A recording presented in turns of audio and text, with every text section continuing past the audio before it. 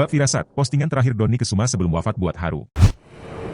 Sempat dilarikan ke RS karena penyakit jantung hingga tak sadarkan diri, Dony Kesuma meninggal dunia di usia 55 tahun. Bak pertanda, sebelum meninggal dunia Dony Kesuma sempat mengunggah foto kebersamaannya dengan para tenaga medis di RS. Di mana, dalam captionnya, Dony Kesuma mengungkapkan terima kasih kepada tenaga medis yang telah membantunya selama ini.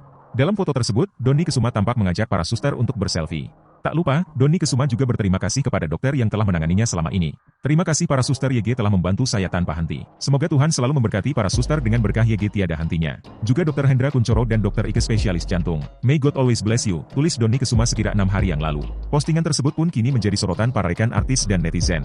Mereka turut memberikan ucapan bela sungkawa dan dukungan kepada keluarga yang ditinggalkan. Sebelumnya, putra Dony Kesuma, Gasaan meluruskan mengenai kabar serangan jantung yang dialami oleh ayahnya tersebut. Dia membenarkan ayahnya memang sakit, namun bukan serangan jantung. Gasaan menuturkan bahwa ada masalah di jantung ayahnya, sehingga kini kondisinya lemah.